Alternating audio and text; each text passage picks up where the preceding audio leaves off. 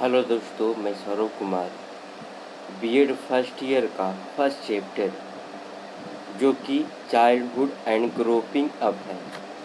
YouTube channel जो है Saurabh academy 7857, इसको जो है सब्सक्राइब, लाइक और शेयर कर दीजिएगा। आइए देखते हैं।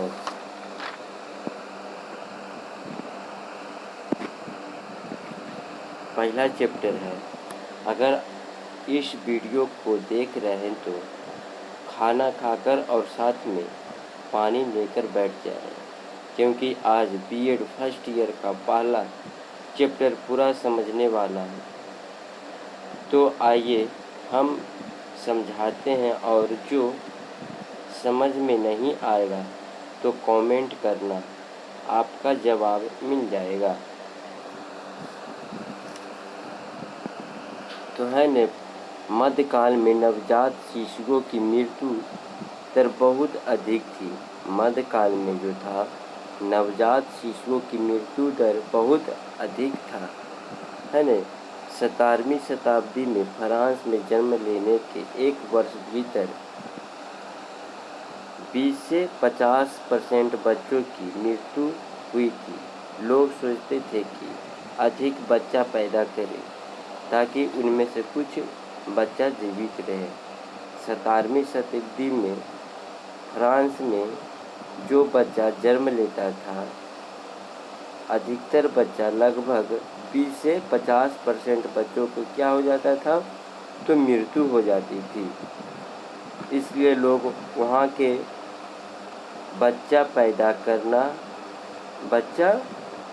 करना ताकि उनमें से कुछ बच्चा जीवित रहे, इसलिए 17वीं शताब्दी में बोला गया था। अब आते हैं 18वीं शताब्दी, है न। 18वीं शताब्दी में बच्चों को पिटाई करना एक सामान्य बात थी। 19वीं शताब्दी में बोला गया है कि मध्य में पहले संरक्षण संगठन का उदय हुआ। 19वीं शताब्दी के मध्य में क्या हुआ? संरक्षण संगठन, चाइल्डहुड ऑर्गेनाइजेशन का उदय हुआ था 19वीं शताब्दी में।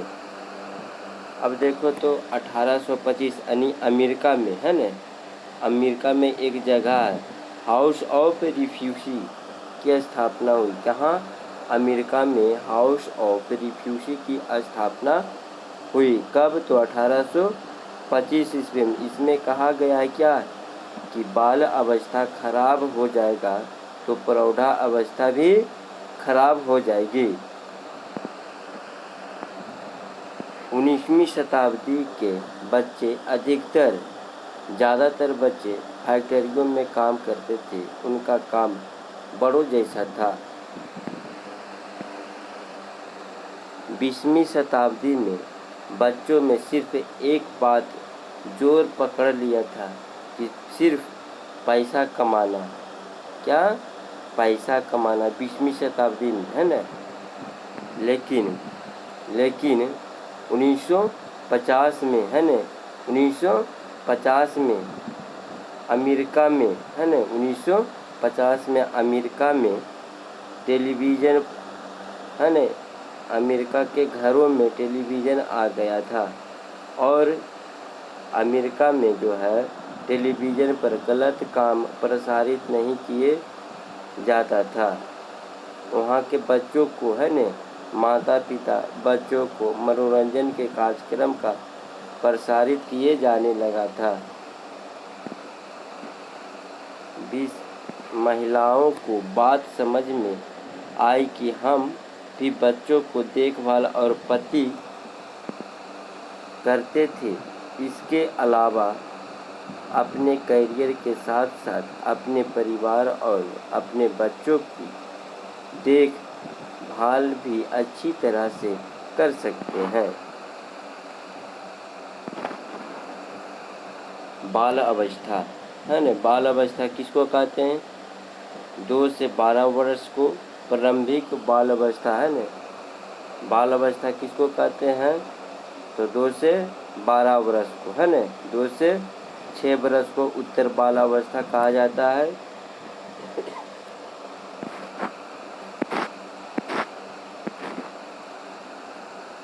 इस अवस्था कुछ विशेषता है, इस अवस्था के कुछ क्या है विशेषता है। पहला क्या है, खिलौना में है न, खिलौना में बच्चों की रुचि बढ़ती थी।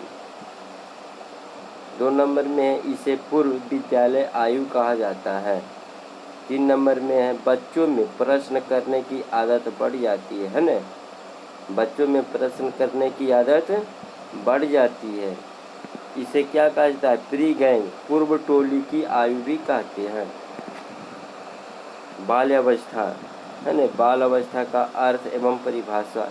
अब क्या होता है इसका अर्थ और परिभाषा है न, तो आइए समझते हैं।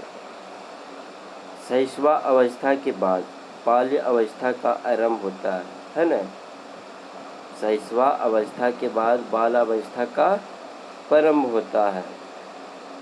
किसका कहना है, ब्लेयर्स, जोन्स एवं शिपरन्स के अनुसार इसका कहना है, ब्लेयर्स, जोन्स एवं शिपरन के कहना है कि शैक्षिक दृष्टिकोण से जीवित चक्र में बाल अवस्था से अधिक कोई महत्वपूर्ण अवस्था नहीं है।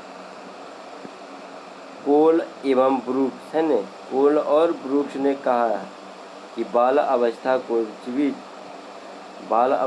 को जीवन का अनोखा काल बताते हुए लिखा है कि वास्तव में माता पिता के लिए बाल विकास की इस अवस्था को समझना कठिन है। ये कौन कहा, कोल और ब्रूक्स ने कहा है। लेकिन कहा है 6 से 12 वर्ष को उत्तर बाल अवस्था, 6 से 12 वर्ष को उत्तर बाल अवस्था कहा जाता है ना। तो उत्तर बाल अवस्था का विशेषता क्या है, पहला विशेषता है इसे प्राथमिक विद्यालय की आयु का नाम दिया जाता है। दूसरा में है बच्चों को इस अवस्था में कुछ कौशलों का अर्जन करना पड़ता है। तीसरा है इसे टोली की आयु, गैंग एज कहा जाता है। चौथा है इस अवधि में खेल की प्रवृत्ति क्या होती है, बढ़ती है। अब आते हैं किशोरावस्था है न। अब किशोरावस्था का क्या क्या गुण है उसको समझते हैं। तो किशोरावस्था का आश परिपक्व की ओर और अग्रसर होना, और एज इसका जो है 13 से 14 वर्ष से 18 वर्ष तक होता है। किशोरावस्था का ये जो हो जाता है 13 से 14 वर्ष से 18 वर्ष तक माना जाता है। व्यक्ति जो है मानसिक, सामाजिक और संवैगिक एवं शारीरिक आदि विकासों के दृष्टिकोण से परिपक्व हो जाता है। बाल अवस्था को प्रभावित करने वाले कारक अब क्या क्या है न। तो पहला है शारीरिक विकास। क्या है, शारीरिक विकास। तो शारीरिक विकास हम किसको कहते हैं उसको समझ लेते हैं है न। तो शारीरिक विकास जो है जिन परिवारों में है न, जिन परिवारों में रहन सहन का स्तर उच्च होता है, स्वाभाविक रूप से उन परिवारों में बालकों को पौष्टिक आहार प्राप्त होता है। संतुलित भोजन में वे सभी आवश्यक तत्व हैं जो कि एक बालक विकास के लिए आवश्यक समझ जाते हैं। इसके अतिरिक्त जिन परिवार में सुबह घूमना एवं स्वच्छता के साथ कार्य संपन्न करना आदि का महत्व को क्या कहा जाता है, बालकों के शारीरिक विकास की निर्भरता एवं परिवार की पृष्ठभूमि पर क्या करता है, तो निर्भर करता है न, शारीरिक विकास। दूसरा में क्या है,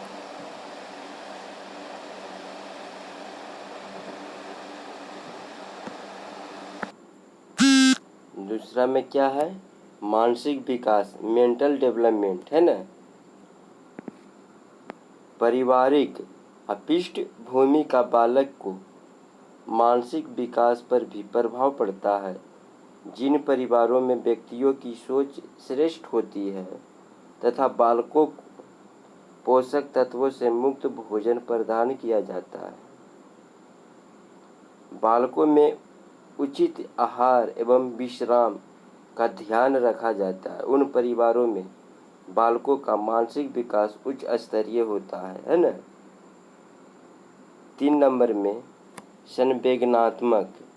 संवेदनात्मक विकास क्या है, जिसको हम क्या बोलते हैं, इमोशनल डेवलपमेंट।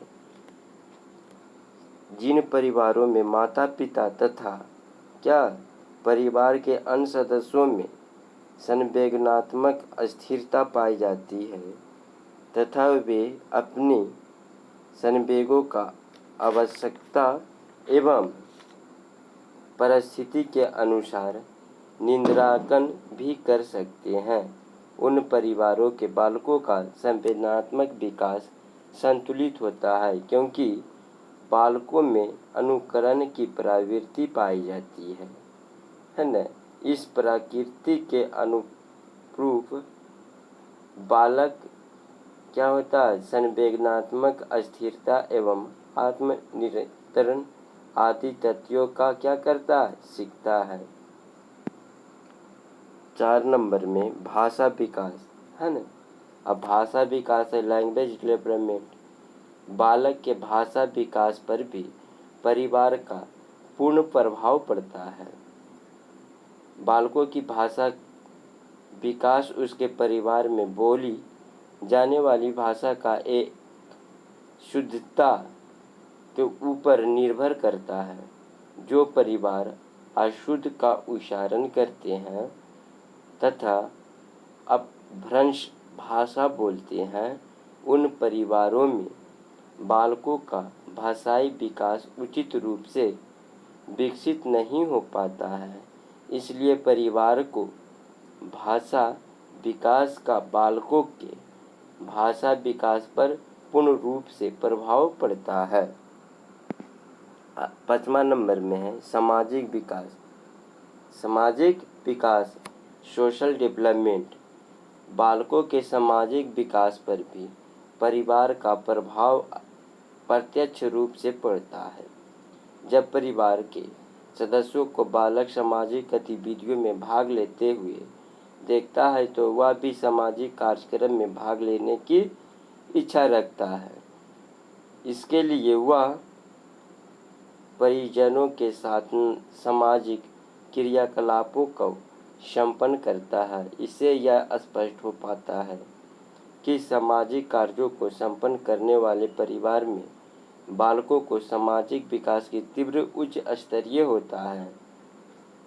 इसके विपरीत स्थिति में उसका सामाजिक विकास ही तीव्र गति से नहीं हो पाता है।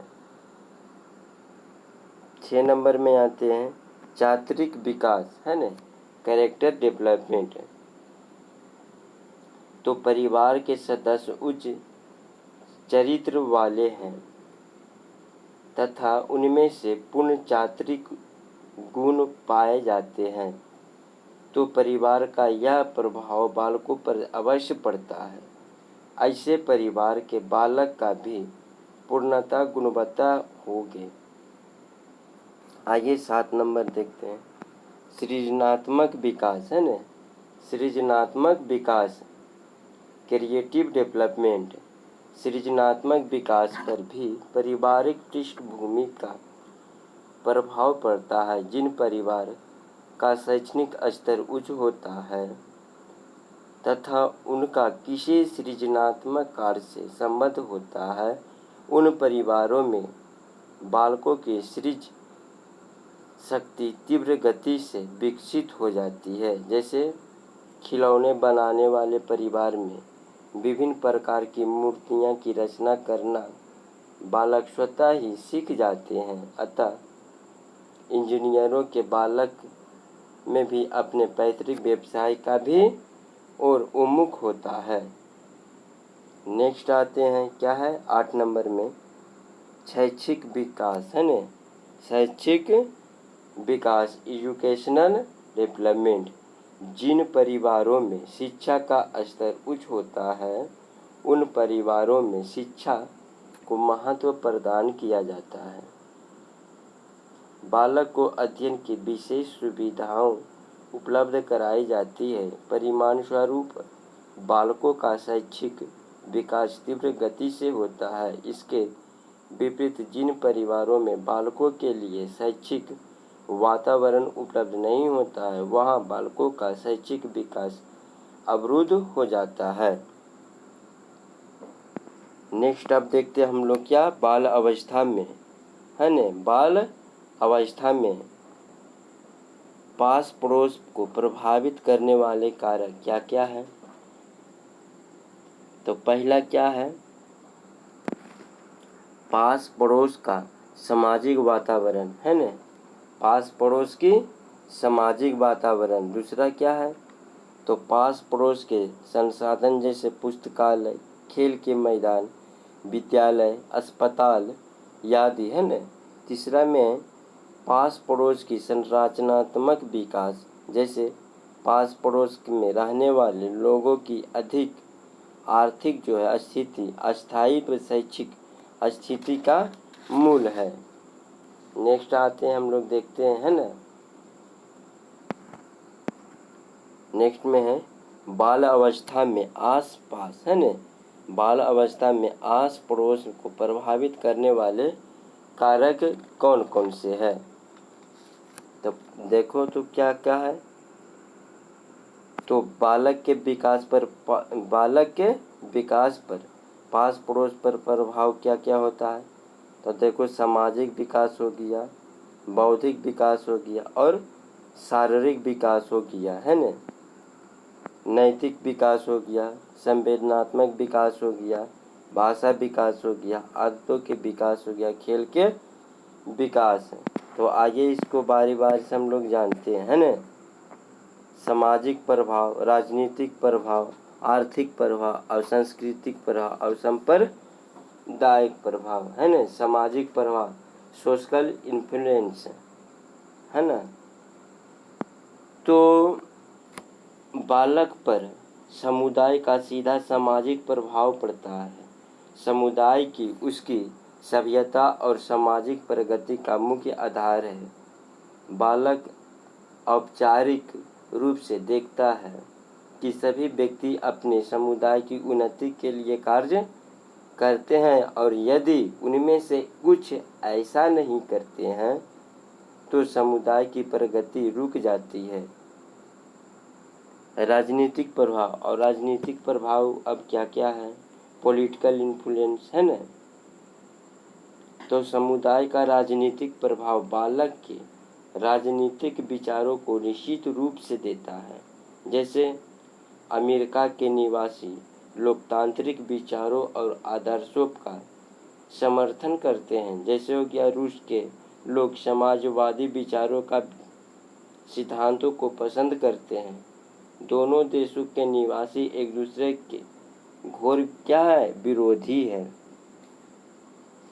नेक्स्ट आते हैं आर्थिक प्रभाव। अब आर्थिक प्रभाव क्या, इकोनॉमिकल इन्फ्लुएंस। तो समुदाय का आर्थिक प्रभाव उद्योग और व्यवसाय में दिखाई देता है। बालक अपने समुदाय के व्यक्तियों को विभिन्न व्यवसायों में लगा हुआ देखता है, फलता उनमें से किसी में भी उसकी रुचि उत्पन्न होती है और उसे सीखने के लिए उत्सुक हो जाता है। कभी कभी वह अपने माता पिता या संबंधियों को उनके व्यवसाय में सहायक देता है। आज भी ग्रामीण समुदाय में यह बात देखी जाती है। वह बालक कृषि या समुदाय के लिए और कोई हितकार कार्य करता है। आइए और सांस्कृतिक प्रभाव। अब सांस्कृतिक प्रभाव क्या पड़ता है सांस्कृतिक प्रभाव कल्चर है न। प्रत्येक समुदाय की अपनी संस्कृति होती है। प्रत्येक समुदाय की अपनी एक क्या होती है, सांस्कृतिक होती है। यह अपने समुदाय या अपने सदस्यों पर उसकी छाप लगने और उनको पूर्ण रूप से परिचित कराने का प्रयास करता है। बालक अपने से बड़े लोगों को अपनी संस्कृति का सम्मान और संरक्षण करते हुए देखता है, अतः वह स्वयं भी वैसा ही करने लगता है। हम व्यवसायियों की भाषा पर समुदाय का प्रभाव को अच्छी तरह से जानते हैं। बालक समुदाय में अनजाने ही बोलचाल, भाषा और शब्दावली का ज्ञान प्राप्त होता है। आइए और देखते हैं 5 नंबर में सांप्रदायिक प्रभाव। अब सांप्रदायिक प्रभाव क्या है ना? तो सांप्रदायिक प्रभाव समुदाय के राजनीतिक, सामाजिक और आर्थिक और सांस्कृतिक, है ना, राजनीतिक, सामाजिक और आर्थिक और सांस्कृतिक, है ना, प्रभाव का शैक्षिक महत्व हो तो ही पर समुदाय का शैक्षिक प्रभाव भी क्या होता है, कम महत्व नहीं रखता है। यह प्रभाव समुदाय के विद्यालयों द्वारा डाला जाता है। बहुत से समुदाय अपनी शिक्षा संस्था स्थापित करते हैं। इन संस्थानों में अपने स्वयं के लक्ष्य और उद्देश्य होते हैं।